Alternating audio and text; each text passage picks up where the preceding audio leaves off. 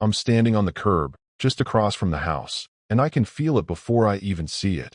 The way the air hangs heavier here, the cold cutting sharper, like the world itself is warning me. My breath clouds in the night, trembling in small, nervous bursts, while the roof creaks above, slow and deliberate, as if the house itself is shifting to look at me. Every instinct screams to turn and run, but something patient and ancient, has already noticed me. If you think you want to know what happened here, you'll regret it. Don't watch this alone. Not tonight. Not ever. Because this isn't just another story. This is a place where normal ends abruptly, where the walls keep secrets that no living person should ever hear, and where curiosity can become a chain you can never break. And yet, the street looks ordinary. White picket fences, quiet neighbors, the kind of suburbia that lulls you into comfort. But behind that veneer is something waiting, something that never sleeps. From the street, the Amityville house looks perfectly ordinary. White clapboard siding, neatly trimmed lawn, and those quaint, oddly angled windows that make it look almost storybook-like. The neighborhood hums with everyday life. Neighbors tending gardens, mailboxes standing straight, kids riding bikes along the sidewalk. But if you watch closely, something feels off. The mail carrier hurries past without meeting your eyes. Children cross the street when they reach the house, whispering and glancing back nervously. Even on sunny afternoons, the curtains seem frozen, unmoving, as though someone or something is watching from inside. People drive by, laughing, pointing, taking pictures.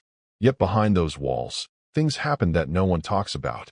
Whispers that survive the years, faint echoes of screams, shadows that cling to corners long after the family moved out. And it all began to unravel on a night that would change everything. A night when the house revealed its true face and normalcy ended forever. November 13th, 1974, the night the house stopped pretending. I've read every report, listened to every whispered recounting, and each version starts the same. Ronnie DeFeo Jr. moving through the halls, rifle in hand, eyes vacant yet calculating. The street outside was silent, unnaturally so, as if the world itself held its breath. Bang! A father gone. Bang! A mother silenced. Fragments of dialogue haunt the record. Ronnie, what are you doing? Whispered by a sister, cut short in the chaos. 6 people murdered in their beds, the rifle echoing through the night. Yet neighbors swore they heard nothing. Not a single cry reached the street, not a dog barked, not a window rattled. The police report is clinical, almost sterile, but it leaves out something I can't ignore. Something in the shadows of the walls, a presence that seems to hum with life even after the shots stopped. And that's where the story fractures, slipping beyond human explanation. Because the killings explain the bodies, yes, but they don't explain the whispers, the cold, or the sense that the house itself bore witness to something older, something patient. 6 people killed in their beds. A rifle that rang through the halls. And yet, the neighbors, just feet away, claimed they heard nothing. Not a scream, not a cry, not even the shuffling of feet. The bodies were found perfectly still, almost serene, as if frozen in time. Ronnie's explanation? The voices made me do it.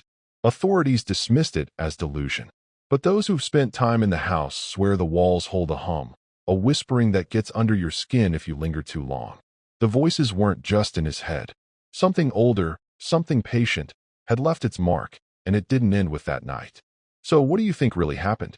Was it madness, or something that refuses to stay hidden? Drop your theories in the comments, because the story only deepens from here. And then came the Lutz family, unaware that moving in would awaken a new chapter of horror.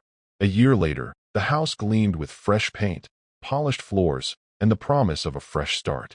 The Lutz family arrived, moving boxes and laughter spilling into the sunlit rooms. I can almost hear George's voice. It's perfect, honey.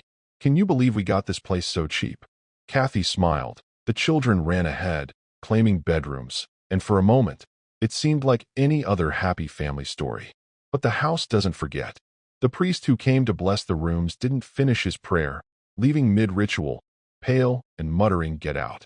Small things started immediately, cold spots in the hall, a faint smell of rot, doors that wouldn't stay closed. The family laughed it off, attributing the oddities to an old house settling. Yet beneath the laughter, the first whispers of danger stirred.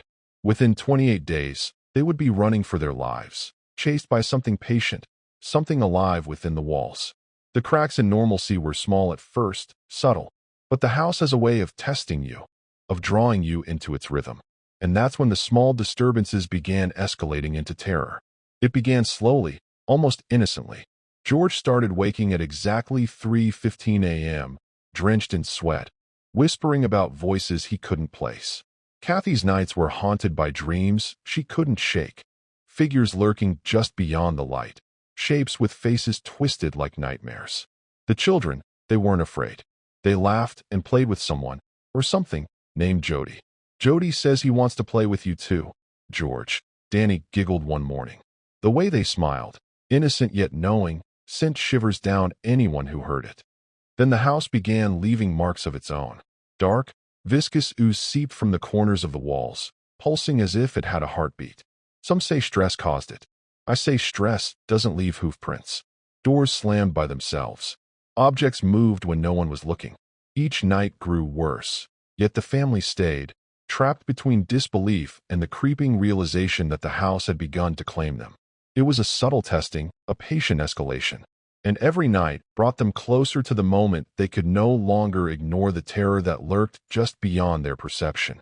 The night the Lutz family finally realized the house wasn't just old, it was alive. Everything changed. Doors slammed with bone-jarring force. Windows rattled as if the walls themselves were screaming. The children's voices rang out, terrified and gleeful at once. Jody's coming. Jody wants to play. Their laughter twisted into screams that echoed down the hallways, bending reality around them. I swear, reading their accounts, I could feel the temperature drop, a cold that no blanket could touch. Objects flew across rooms. Mirrors shattered. George bolted upright in bed, drenched in sweat, shouting words that made no sense, while Kathy clutched the children, eyes wide with disbelief. And still, there's something they never talk about. Details left out of books and interviews. Marks in the air, strange symbols that appeared overnight, drawn by no visible hand. It was the house's final assertion of power, a demonstration that it could reach beyond walls, beyond reason. That night, normal life ended. And then silence. The kind that doesn't comfort, that presses against your ears and your mind, leaving the lingering sense that the danger didn't leave. It simply waited. 28 days. That's all it took for the Lutz family to abandon everything. The furniture, the clothes, even the sense of safety they carried in their hearts. They didn't leave slowly. They fled in the dead of night, doors slamming behind them, leaving the house as if it had swallowed their lives whole. The tabloids told their version, screaming, hauntings, hysteria. But I'll tell you the one they didn't print. The furniture stayed. The walls stayed. And something else, something unseen, patient, and alive, lingered, waiting for the next unwary visitor. Investigators came and went, skeptics and cynics marking their notes, but the whispers persisted. Neighbors reported faint laughter in empty rooms, shadows where none should exist, and glimpses of movement through curtained windows long after the family had fled. The house didn't sleep after they left. It waited, and that waiting continues today, because anyone who steps too close may find themselves part of its story. Drive by today, and you'll see fresh paint, manicured lawns, and tourists snapping photos as if capturing a fairy tale. Locals cross the street, avoiding eye contact, unwilling to acknowledge the house's history. And yes, I went there. I walked the halls, felt the same air that once trapped the Lutz family.